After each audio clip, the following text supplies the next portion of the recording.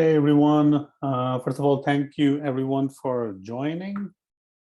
All right.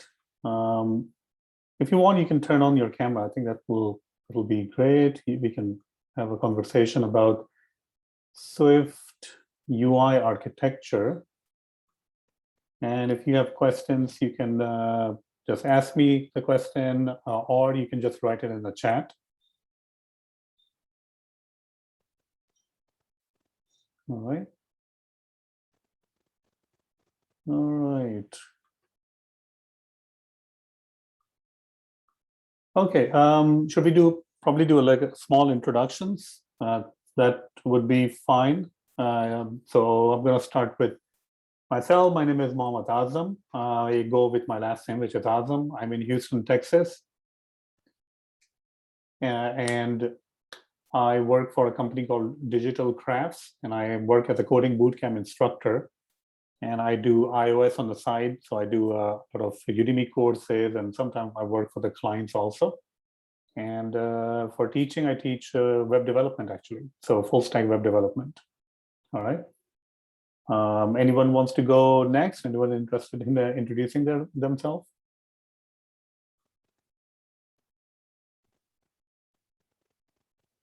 I can go. Sure. Okay, my name is Jose.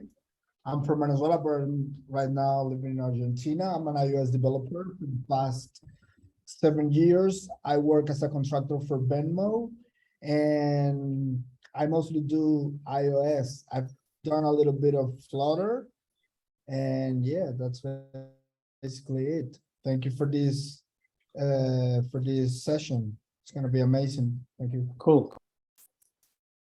Anyone else wants to go next? Abraham Rubio. Sorry, I didn't hear the question. Oh, no, I was just saying that maybe we should introduce. I guess if the number of people are way more, then obviously we'll just probably skip it. But yeah. Yeah, briefly introducing. Yeah, my name is Ibrahim. I'm from Mexico. I've been working as a Swift or iOS developer since the last 2 years, and I'm trying to get specialized on SwiftUI, and that's it. Oh yeah, cool. You're from Mexico. That's kind of cool because I think I'll be there in Mexico City probably in a couple of months. Oh, it's really cool here. Yeah. You're totally welcome. Oh, cool. Awesome. All right. Andrew Erickson. Hey, I'm an iOS developer from Calgary, Canada. I've been doing it for just over 8, probably more like 9 years now. Lots of experience with SwiftUI. I mainly stick to some of the more basic architectures, so excited to sort of hear what the contrasts of some of the other ones that you might talk about today. Sure. All right. I think, yeah, I mean, if let's go ahead and just get started. I think they're in the waiting room and I'm just going to get them in or something. So this is not like, I wouldn't really put it as like a presentation or a session. So this is more of a discussion. I'm here to learn too, just like you. And I want to basically hear from people who are working in SwiftUI. I just want to hear from them. Or people who are just playing around with it, that what kind of architecture that you are using for your SwiftUI applications. All right. So I can show you some of the architecture. I don't think I have a complete MVVM application, but I have a portion of it, so I can show the application to you. It's not a big deal. I mean, it's not really a big app or anything like that. Let me go ahead and we'll cover that later. So this is a very simple application. It's not even complete, by the way. But if you have been using MVVM with SwiftUI, you will pretty much recognize most of the stuff. And if I see, does it even run? Let me go ahead and run this app. I didn't get much time to create the complete MVVM version of this app. but I created like a very basic version. And I think it's just gonna probably display just one page because I don't think I'm done with the second page. But if you have been using MVVM, you will, I think you will understand it at what exactly is going on. All right, not sure why it's taking so long to do that. So this is a coffee ordering application, as you can see. Yeah, so you should be able to see the screen. It's not like a big application. It's like a really small application. And there we go. It just displays the orders right now. I don't think I'll be able to place an order because I haven't really done that part yet with the MVVM pattern. So it just kind of like displays the order. I don't think anything else kind of works right now. So it's a very basic application for MVVM pattern, but the real application that I am using for this app, the real pattern that I'm using is MV pattern. So that's what I wanted to kind of discuss, but I also wanted to see what you think about it before we dive into that. So hopefully everyone already knows about the MVVM pattern, but let me show you a different way that I'm building this app. So that's why this is not complete, because I just kind of like started with this. But the pattern that I ended up using now is kind of like this one. And this is obviously a very simple app. So this is the kind of like the pattern that I'm using. So I'm no longer using MVVM pattern for my SwiftUI applications, because over the course of, and I don't really want this to become like a MVVM versus something else, but I'm just telling you that why I decided not to use MVVM for all the new apps that I'm writing. And I think one of the reasons was I personally always felt that I'm fighting the framework, like the SwiftUI framework. And if you look at SwiftUI, and if you try to compare it with, and that's my reasoning, but you can tell me that I'm completely wrong or something. But I wrote one article over here. Okay, so this is kind of like the pattern that I'm using, where your view is going to talk to the aggregate root, and your aggregate root is going to talk to the web service, and the web service is going to give you some stuff. But let me show you my reasoning for why I stopped using MVVM. First of all, I was having a lot of issues with MVVM because you can't really access the environment object. I mean, you can pass it through, but it was just a hassle.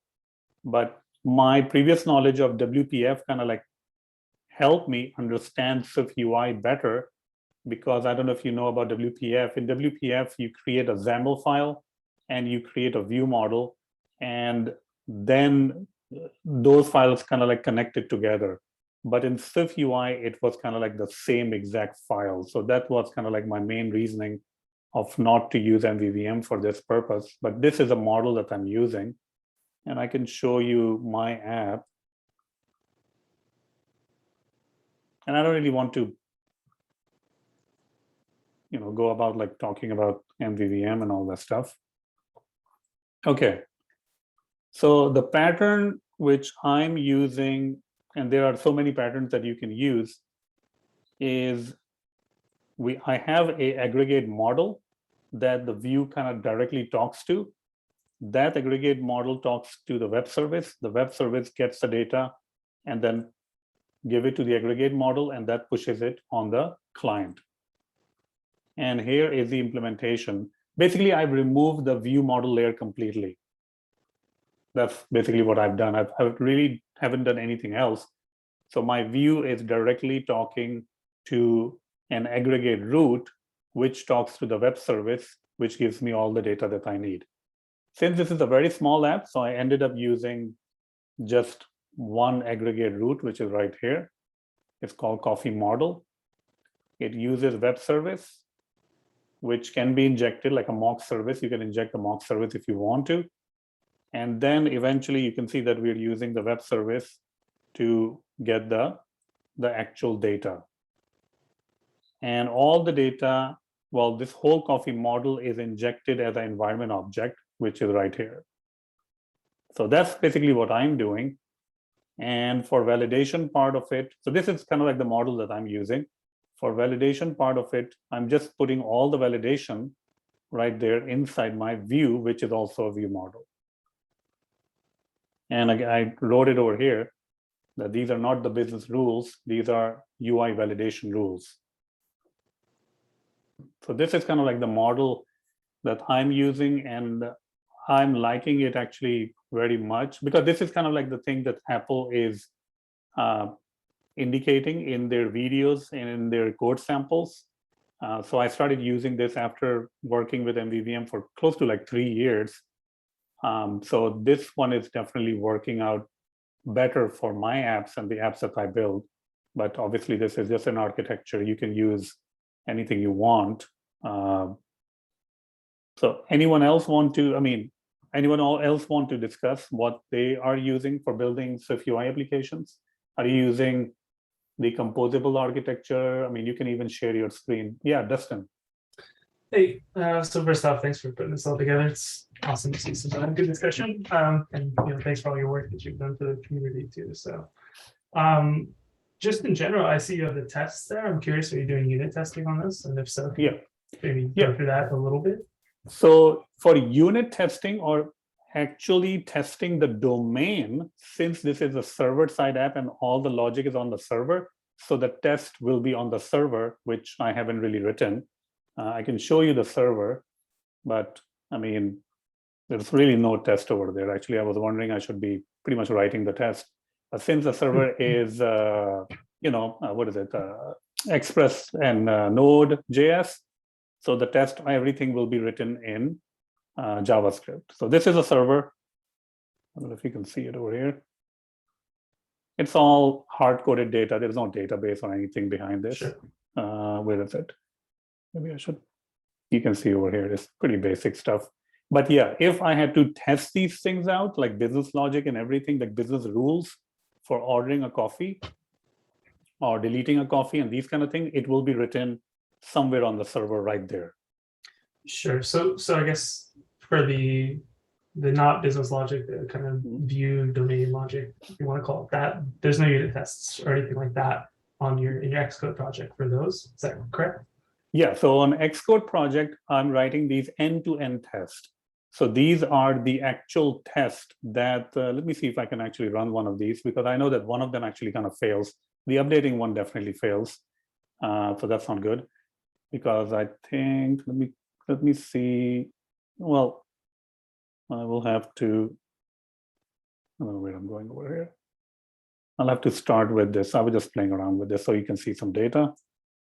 So the integration test will, well, not integration, but the end-to-end test that I'm doing over here, it will use the test server and it will communicate with the web service. So it will do the whole thing. So if I run this and let's see if it actually even runs. I think my computer is getting very slow. Now here we go. Yeah, so this test will be testing that when the new order is added, it should be, it should be added successfully, and you should be able to kind of like view it in the list or something. But yeah, I'm kind of like different. I guess my view is a little bit, yeah, so here we go. So it's actually running. You can already see it. I don't know if it's going to pass. I don't know what's wrong with this, but every time you have to write something, it doesn't write the whole thing. It just writes, instead of John, it will write J-O. So that's, and I haven't really figured out what exactly is the issue. Let me double check over here.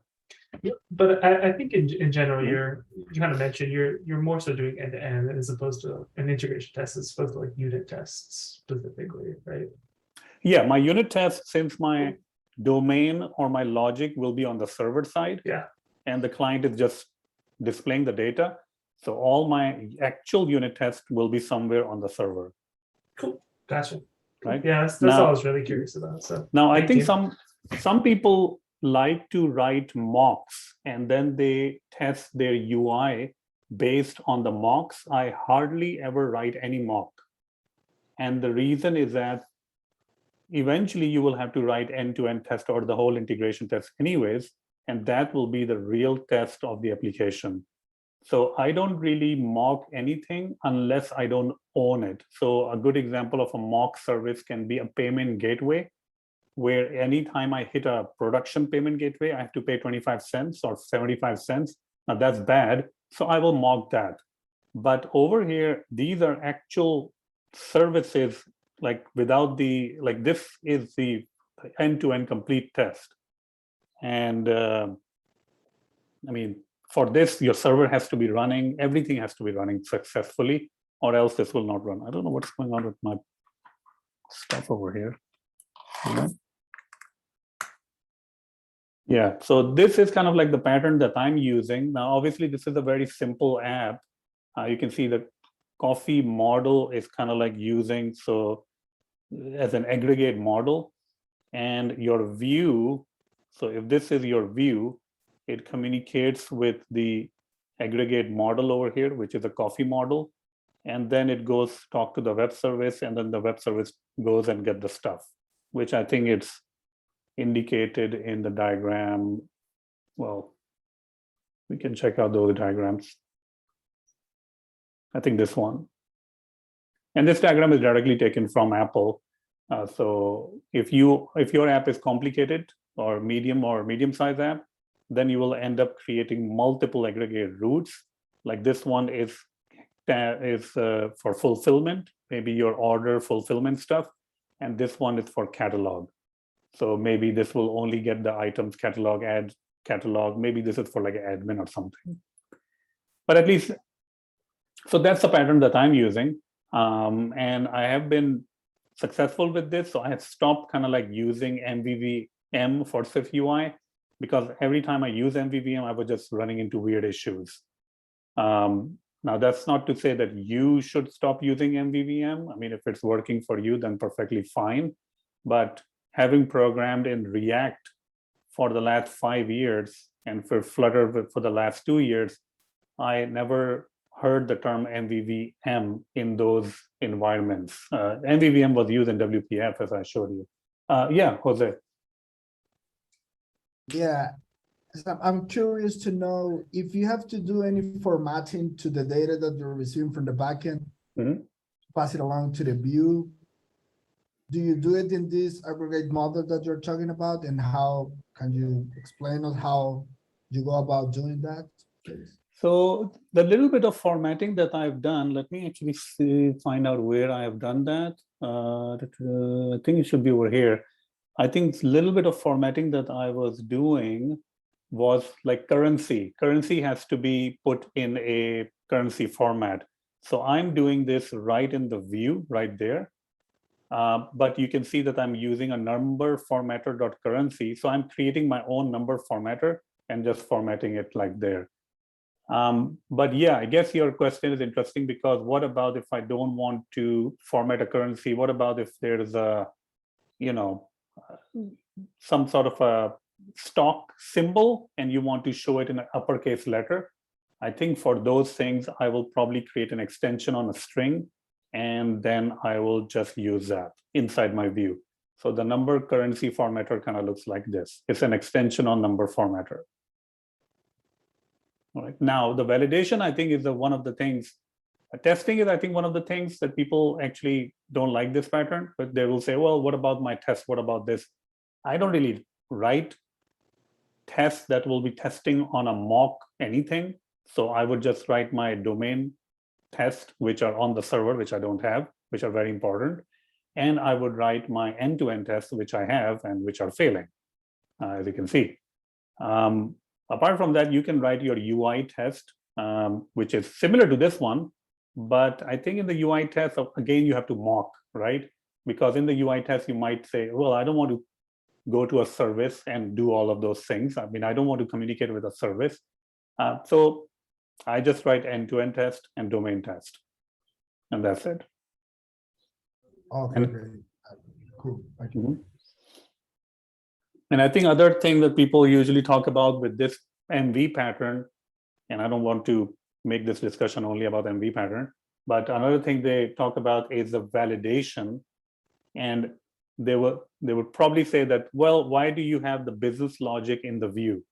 Well, first of all, this is not the business logic. This is UI validation logic. A business logic would be something like if you buy 2 coffee orders, or if you order 2 coffee, you'll get 10% discount. That's business logic. Or if you buy a large cup and you have a discount code, then we'll give you 5% off. Or if you buy 3 cups, 1 small cup is free. Those things are business logic. This is just UI validation. And I think for this one, if you want, you can move it into a view model. That's perfectly fine. But since my page is kind of small, I just do it like this. Let me actually go ahead and see if I can run this, because that should be running. Okay. But I want to hear from, I don't want to talk forever, but I want to hear from you that what pattern that you're using, anybody using Redux, is that working out for you? So this is the application. This has all the validation stuff going on. You can see, and again, the validation stuff that I implemented is coming from React. So I looked at the React applications and I found this kind of like a pattern that they're using something called, well, they just kind of like fill up a model with the errors and then they just display it, kind of like what I'm doing. And I think I can go ahead and create a coffee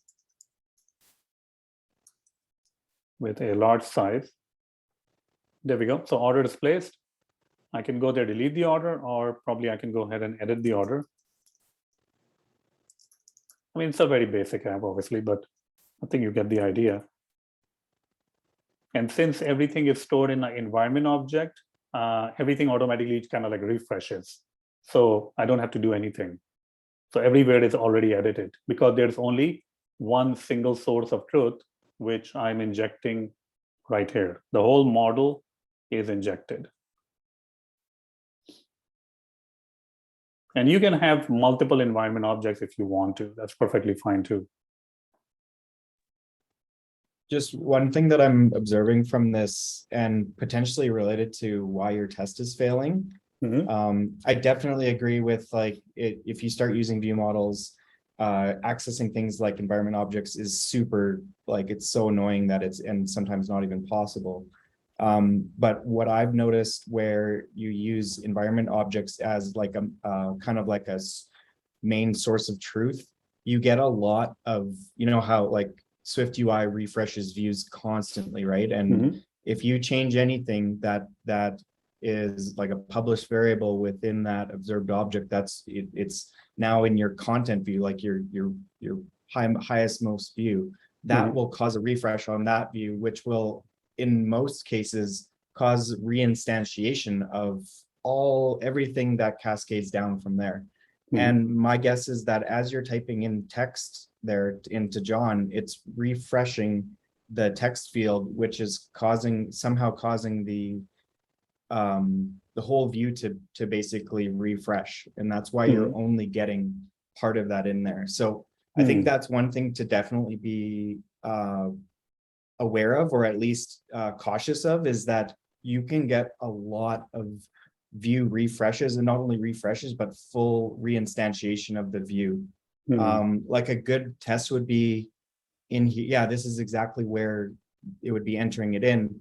If you use that that nice little print changes thing in here, you might be able to see what's causing this view to refresh as your tests are running. Yeah, definitely. So and I think this view will refresh this view when you enter text there. When I enter text. So when I enter text, this will definitely get fired. Yeah. And it will be evaluated. So this means that it will, at this point, it will evaluate, and then the SwiftUI engine, the view engine, will decide which view to refresh. So I'm thinking that I think only this view where I'm typing is the one that gets actual re-renders. Right. Yeah. So if I run this right now, you will see that this will fire line number 99 is fired every single time I type something in the text. That's 100%. Let me go ahead and pull it over here. Yeah, so you can already see. That body would be more, is add coffee view being added, like what's its parent view? It'd be more I guess that what I was trying to say, it'd be more beneficial to add that print changes to its parent view that's presenting the ad order. And if that one changes, then you could potentially be getting a full view refresh of your ad order view. Okay. Not saying that's for sure what Yeah. the issue is. It's just definitely something to, one of the things to try or be aware of. Yeah. But one thing to keep in mind is also the evaluation of a view is different from re-render. So it may evaluate, and it is evaluating because we can see these things, but it may decide that after evaluating that only one thing got changed, so I should only render this part. So one thing to keep in mind is that just because this is fired, that does not mean that the whole view is going to rebuild. And For sure. Yeah. Or another way to sort of look at this is if you had an initializer. I know there's an implicit initializer in this one, but if you had had defined the initializer, you could put a print statement in there or a breakpoint or however you debug it. And if that hits, then however it gets its data, or you could potentially be resetting any data that's contained within that view. Yeah, definitely. Yeah, that's true. Right.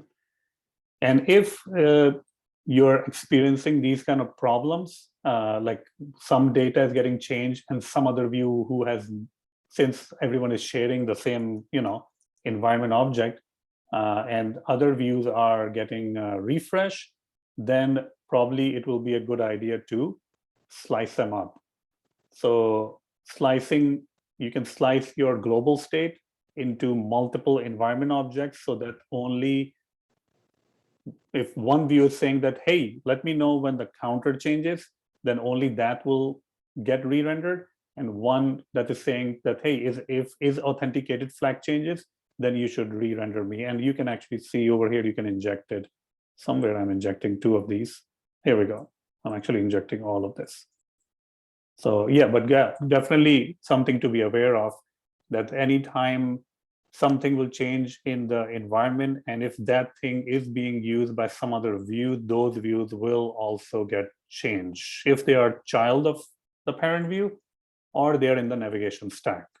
So, but then the question is, how many views you have in the navigation stack? How deep can you go?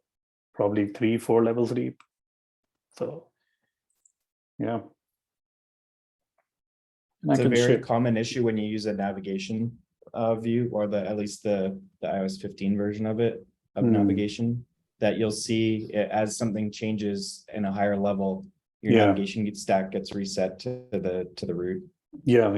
That is definitely a big issue. I've seen that. Yeah, that the navigation stack is getting reset. Definitely. All right.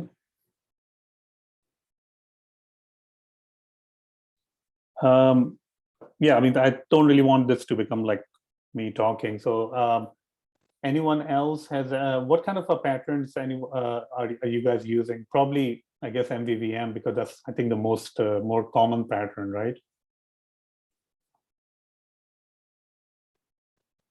And I can show you a different app if I can find it. So this app is the budgets app, and I'm using the same exact pattern over there also. Not sure why it's complaining over here. Let me actually first show you the app. So this is, again, a very simple app. It's using core data. And when I was using MVVM, I was definitely having a hard time like accessing kind of like the view context and all those kind of things. So now I started using just the view context, whatever is provided, like the manage view context, like this thing. And it's like much easier. And I can also use the fetch request, because if I was using something else, then like MVVM, I was not able to use fetch request correctly. I think you have to do like NS fetch results controller, and that's a lot of code. But this is the very basic app. So this is a travel and food. I can go ahead and add a new category. So it's a budgeting app. And I can go ahead and say, I don't know, entertainment. Let's say 300. And again, entertainment, I can go ahead and add like movies. Let's say $25. It's a basic app. And once again, since I'm using the environment object, everything kind of like syncs itself so that you can see that everything is updated. All right. But this one is a little bit different because this one is using the core data. And I just injected the manage object context like you have seen in different articles. And after that, I just directly access it in my view, which is also my view model. So I'm just accessing it right there. And I'm just doing all of these things right there inside the view.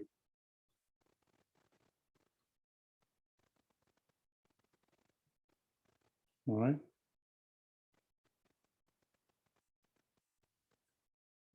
So what other patterns all of you are using? Anybody has any experience or want to share code for the composable architecture?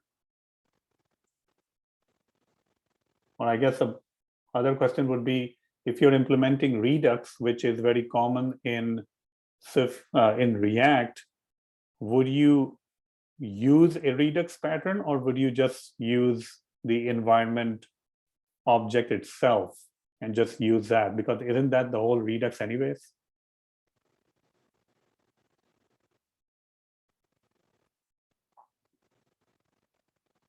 All right. Yeah. So you're probably going to get it's going to be a hard time to find someone working on something outside of, what the MVVM that's sort of the most general, especially when you talk about large apps, large teams. They'll tend to navigate towards something that's familiar, right? If you have a team where people are, shifting from project to project or between multiple apps, they want to, have that familiarity. So my guess is that there's not very many people experimenting other than maybe on a side project, just out of sheer curiosity. But in terms of production apps, probably the safer bet, you'll see 95% of them be done in MVVM. Yeah, that's true.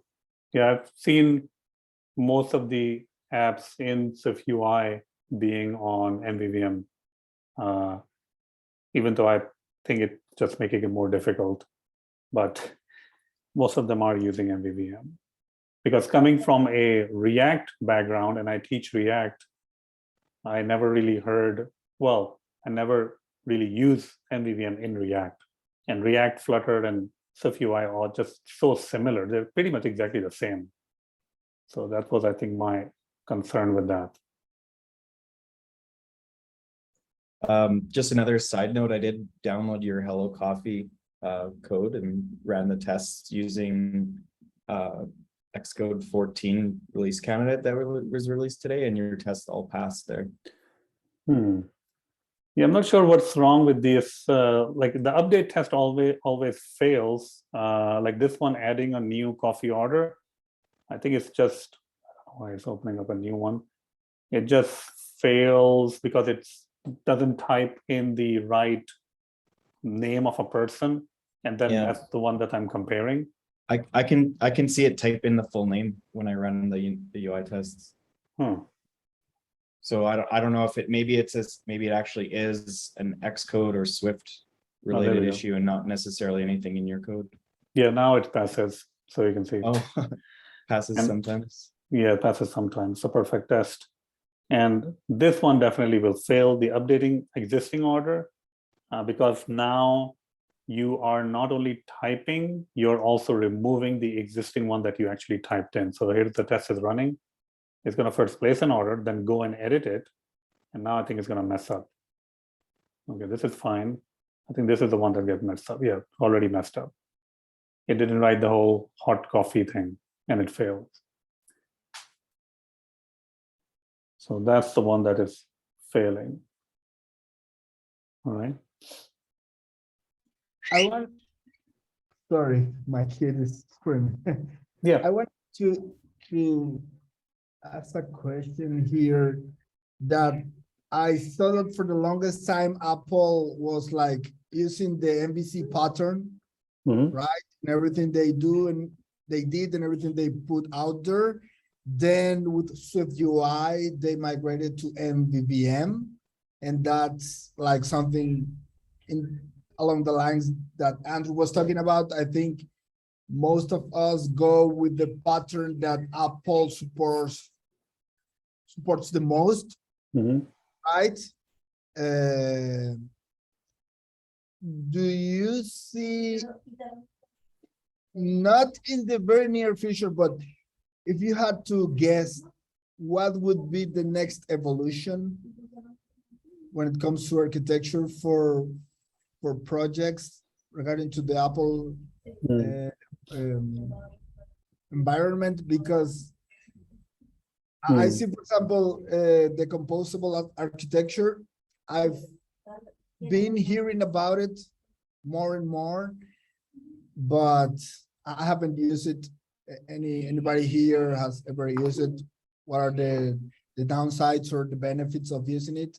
And yeah, I'm curious to know the first part of my question. I'm curious to use, if you had to guess, what could be a good pattern to evolve to, or do you think Mhm. MVVM is solid enough to stay strong for a long time?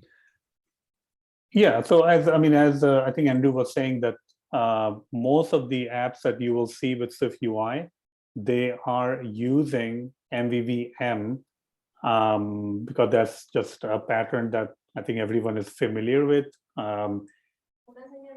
And let's see, Apple apps, so this is the Apple app, this is not my app, it's called Food Truck app. And then they have another app, which I don't remember the exact name. Let's see if I can find it. There's a food truck app, and then there's some other app. But in the food truck app, they are using, and you can download this app, they are using a pattern where, kind of like the same pattern that I showed you, the MV pattern. They ended up creating this food truck model, the aggregate route, and that has access to all the other models in the application, which includes the order, donut, order summary, like these things. So they directly give the model to the view, which is also a view model, and they directly give it to that, and then everything kind of works. I think somewhere they're injecting it. I don't think they inject it as a global object. I will have to see where the code is for that. Is it over here? No, it's not here. But somewhere they inject the actual model stuff as a dependency, not as a global object, but as a dependency. So this is the pattern Apple is using. Apple per se is not using MVVM. They're just using model view, because according to Apple, the view that you have is already the view model. So that is what Apple is using. So Apple is not using MVVM. Now that doesn't mean that if you're using MVVM, you're wrong or right. It just means that Apple is not using it. Okay, got it. And that's where you got your inspiration to go with that pattern, right? Yeah. I mean, I've been working with SwiftUI for close to whenever it was announced, like what, 2-3 years ago. And everything I did, all the courses that I have online, they're all using MVVM. But when I was writing the course, it just seemed like a lot of work for something simple that I wanted to do. And I think that led me to kind of like download Apple patterns and start looking into these things. So that's the main thing. But for I think you also talk about like Redux stuff. I have not worked with the composable architecture, but I have worked with Redux. And I think Redux is, well, it's the same thing, that you will push your data. So I think if this is your global state, which is like a Redux state, you will just put your data over here. And then this will be given to all the different components, which are known as views. And anytime the component is going to update the Redux state, whoever is also interested in that Redux state is going to refresh or re-render. But I think that Redux is already built into SwiftUI in the form of environment object. So maybe Redux is not really required to create those reducers and all that stuff, because it's just already there. but I might be wrong on that. But I mean, it looks like it's already there, baked into the SwiftUI framework. Okay, got it. Thank you. Yeah, I wrote a couple of different articles since I've changed my opinion about how to build these apps. But definitely, when you're building an app, obviously, do your own research and see which one works best for you. All right. Any other architectural stuff? I know that we kind of like talk about MVVM a little bit, and this is the pattern that I'm using now. It's called MV pattern because it's just model and view. And I think we covered like a little bit of Redux, although I don't have much information about Redux. I haven't really written any code that is corresponding to Redux unless we look at the courses that I published. So those are using Redux. One thing that comes to mind is that as I've heard all these different frameworks and architectures being used, that a lot of times talking to different developers, they use different words, but they're actually mean the same thing. Like someone's talking about a presenter, and then someone says, "Oh, I use a navigator." It's like, well, what does your navigator do? Or I use a router. And it's like they're kind of all talking about the same thing, right? So I'm almost wondering, can you explain, if when I think of a model, I think of something like the coffee that gets created, or the order that gets created. When I think of a view model, I think of everything that's needed for your coffee view to display. So I almost want to call your coffee model it's just a view model just called something else, but it's more like a globally shared view model. Yes, yeah, you can think of it like that. Yeah, because coffee model right now, it only has orders, but I don't know what else can it has. I mean, what other things are related to coffee, like inventory maybe, or fulfillment order. Well, orders is still there, I guess. But yeah, if we had other models, actual models, then we can just put it there. Like, I don't know, like users maybe, published, whatever, private var. So this is kind of like an aggregate view model or aggregate model that will keep track of everything. So the naming of coffee model, then would you call that like app model or global model? Like, is that kind of? I would call it, since this is a very small app, so that's why I'm just calling it coffee model. But if this was an app about, or if this was a model about inventory or catalog, then I would probably call it, I would create a model called catalog model. And everything that is in the catalog, I don't know what things are in the catalog, but let's say this will have like products. This will have catalog item, I guess. Yeah. So something related to that.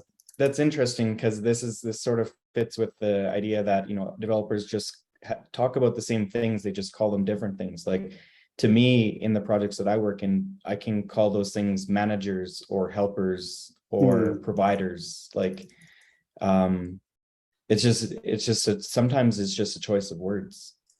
Yeah, I think it can be.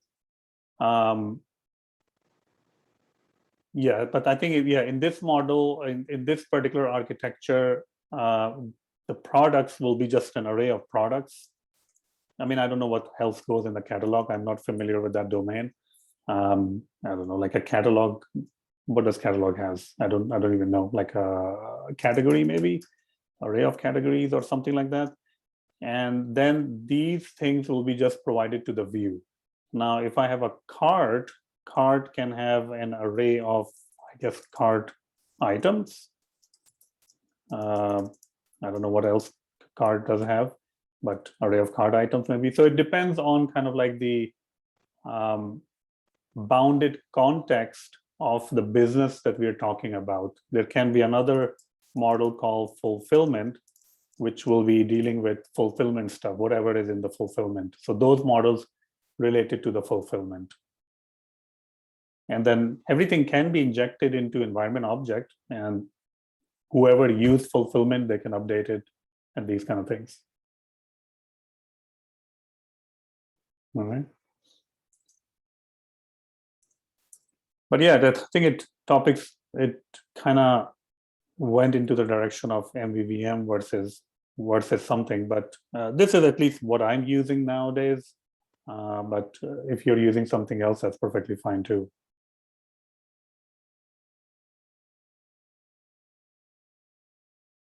Anyone has any question?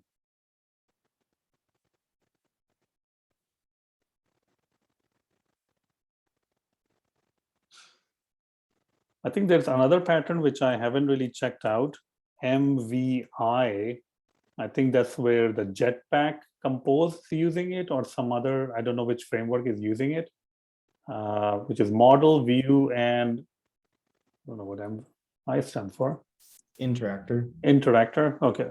MV, or intent. I think that's the what. Oh, yes, sorry. Jetpack.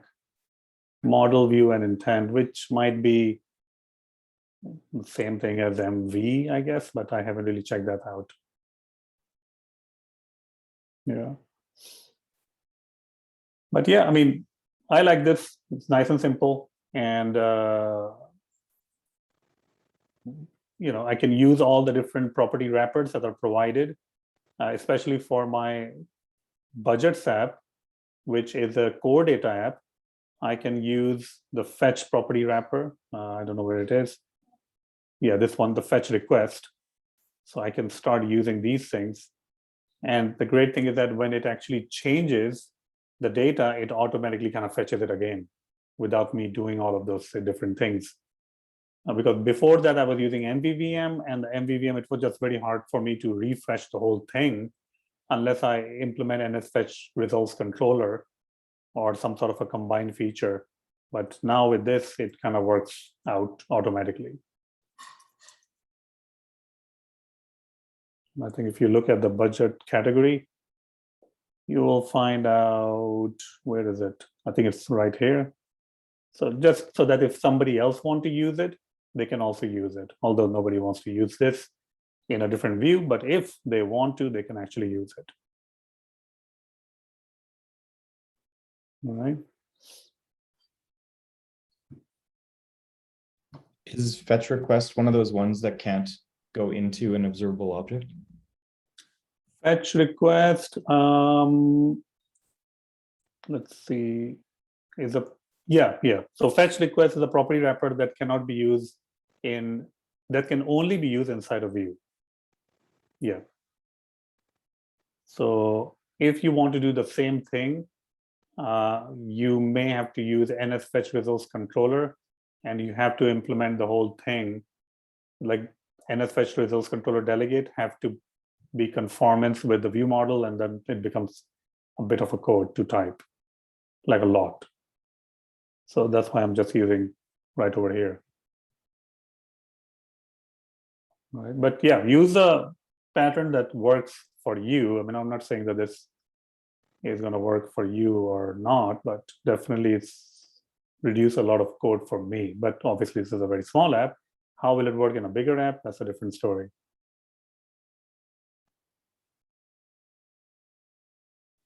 All right.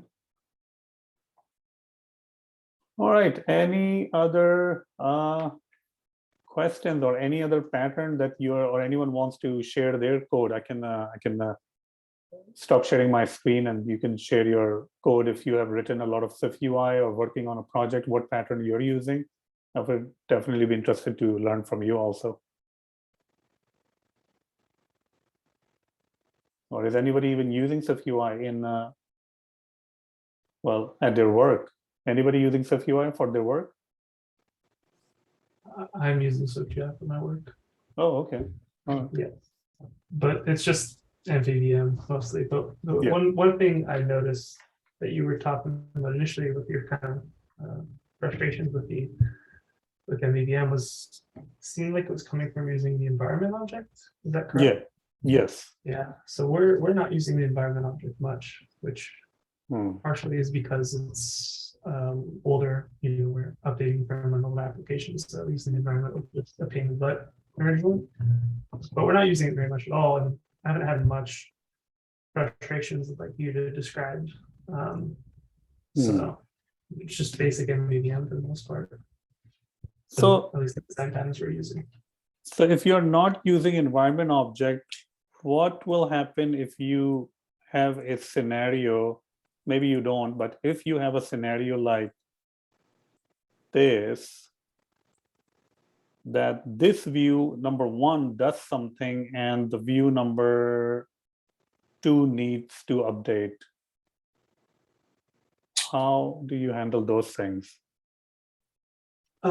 Yeah, so we don't have, let me think if we have a scenario like this. Don't think we actually do. Okay, so that's not true. So we do, but the way we're handling things internally, kind of on if we're say we're drilled into view 1 there, and maybe update some data, that's getting updated in our persistence layer, in our app, it's core data. And so when we go over to drill back into 2, we would just be fetching from whatever we needed would have been updated. And maybe I'm not understanding the diagram either, but yeah, that's kind of what that would happen. This is where source of truth really comes into play, and what it ends up being is that your bigger, most top box there has to be the source of truth, and then you have to pass a binding down both ways through all the views, which causes a lot of overhead. Yeah. Okay.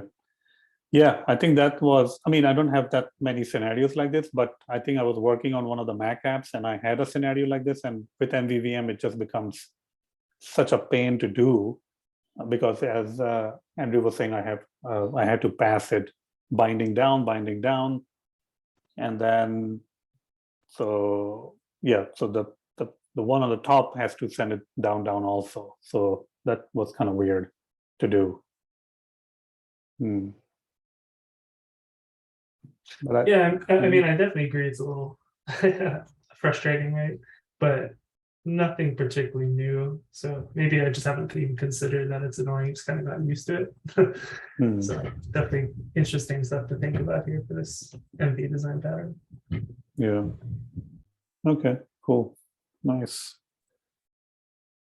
Yeah, so I think that was my main, well, not the main reason, but that was one of the reasons that I just stopped using it, because I had to write a lot of code to make that happen. If there's a view model for this one, and then the view model for this one, and then the view model for this one, and then passing it, it was just a lot of work.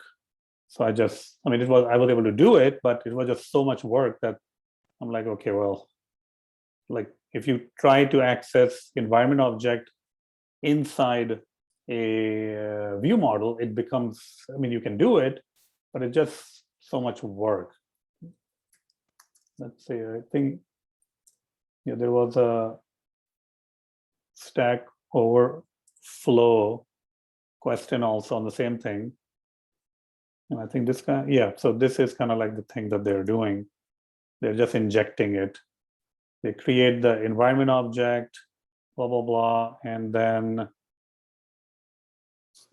I think whenever you create some in view, then you have to pass in the some view model.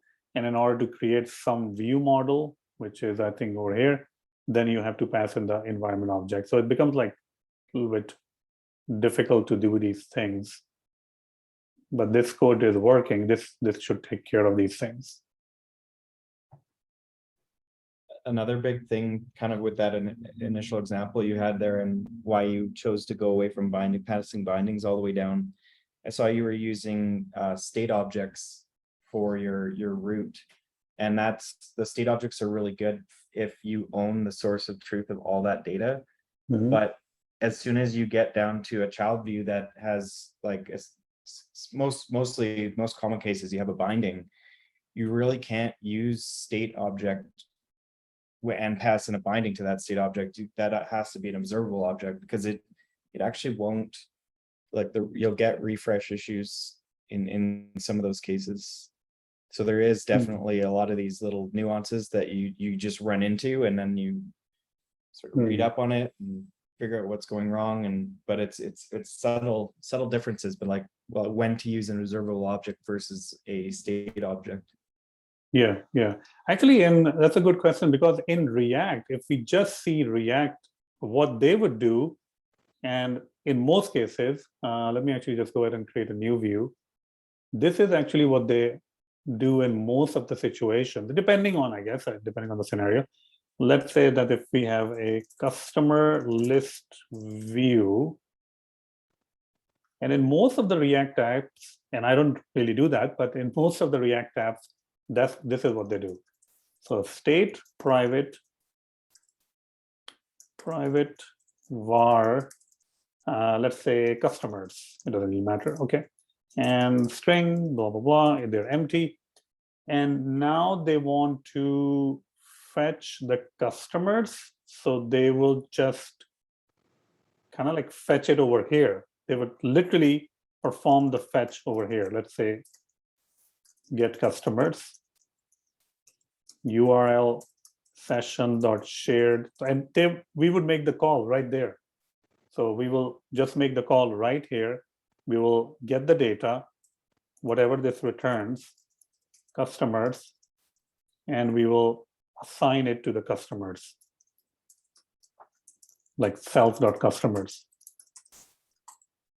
something like this. Now, obviously, if you use this approach, then you won't be able to use get customers anywhere else. Now it's kind of like tied up right to the view, which is also a view model. So I don't really use that technique, but in React app, when we're building React apps, this is very common to do these kind of things. Well, I guess you can do it over here if you are 100% sure that the customer, well, yeah, it just becomes a little bit weird, I guess, because we're not used to doing these things. But in React, it's very common to do. All right. All right, everyone. Any other questions? I think, yeah, for next time, I think I will have like some sort of a different agenda. I know that it kind of, we kind of like talk about a little bit all over different things. I mean, I learned from Andrew and Dustin and Jose and all that. That's and I would definitely have to go back and see the performance and all those things.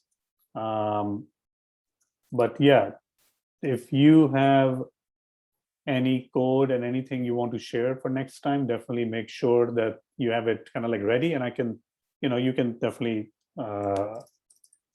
share your screen. There is one I'm trying to find. Yeah, I think this one. I'm trying to find one of the things that I tweeted earlier on right here, if you can see that. Right.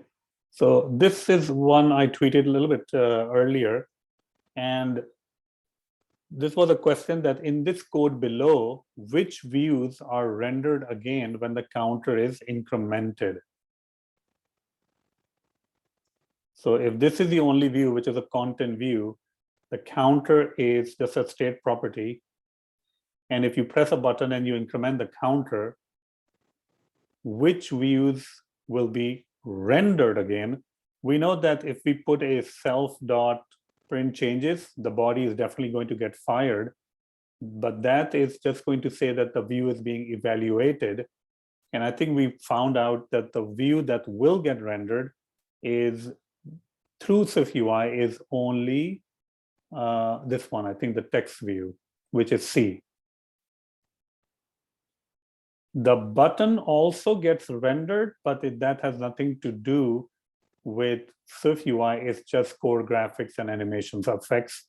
So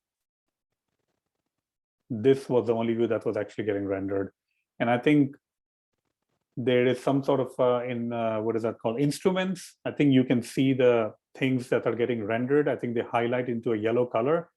And that was telling us that the text is the only one that is getting changed. So after this, like after getting the answer, I looked into a lot of different React videos because I'm thinking React and SwiftUI is pretty much the same thing. And what React was doing is that it was creating this kind of like a tree structure. So this is one view, this is another view, this is another view. And let's just say that this is the view that's getting changed. So what React will do is React will create, which was called evaluation. For evaluation purposes, React will create this, which is very fast. And then React will say that, hey, which one of you actually got changed? And you didn't get changed, so I'm not going to render you. You didn't get changed, I'm not going to render you. Or you did get changed. So that text view is the only one that gets re-rendered or rebuilt again. So it gets destroyed, and then a new one takes its place. So that is what I learned from watching a lot of React videos. And I'm thinking, I think they might be doing the same exact thing over here, where they're just destroying this view. It gets destroyed, and a new copy of this view is inserted with the text counter now 1.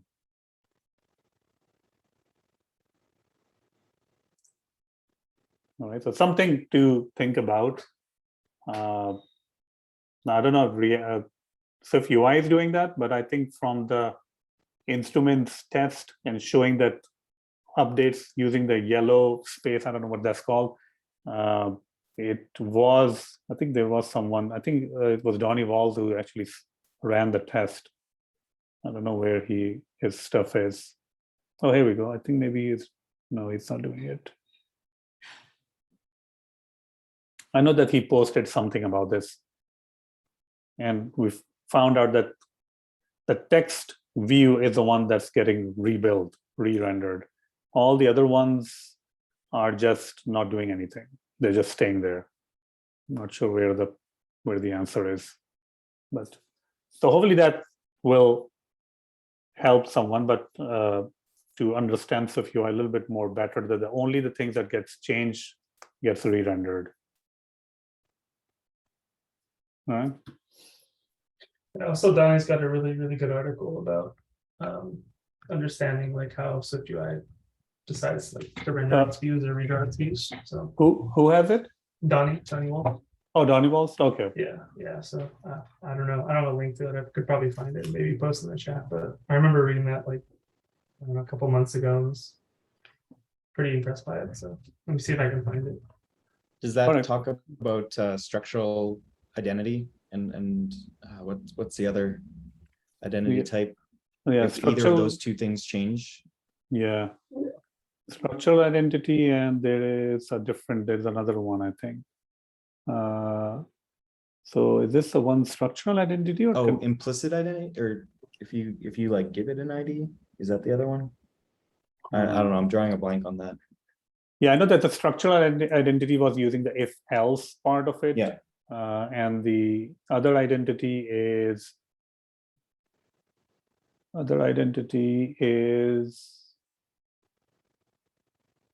yeah, I think other identity is related to each view. So I guess these will have its own identity. But if we are running a loop and creating a list of products or list with something inside like 5 different elements, then we will have to provide the identifiable in those cases. And if one of them in the list item, if one of them changes, then I don't know if only one of them gets replaced or the whole list is just rendered again. So I have no idea. I think in React, if I don't know. It depends, I guess, which item gets removed based on that and what identity they were using, and that in those cases, then it will be re-rendered or something. But yeah, I keep going back to the React videos because I think that's where they're explaining these things. Okay, there we go.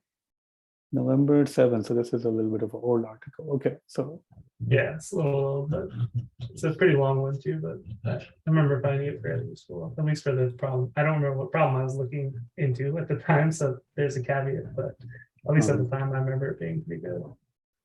Okay, cool. Yeah, definitely have to go through this. Yeah. All right. All right, everyone. Thanks for coming. Hopefully that this was helpful. I know that I kind of think that I was just talking all over the place, but hopefully that was a little bit helpful.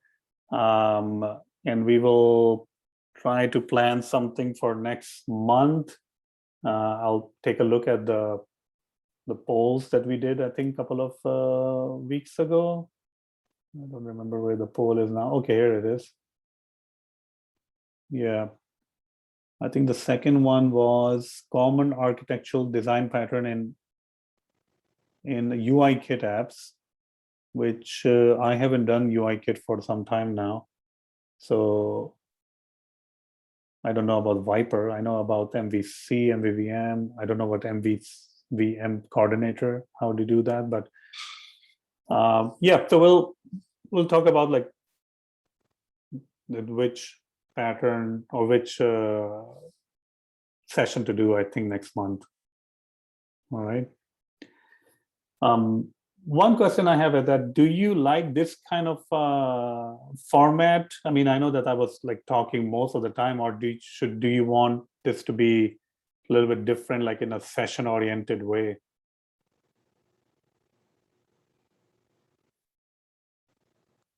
Like more of like a presentation style, or do you want it to be like kind of like a discussion style, what it is right now?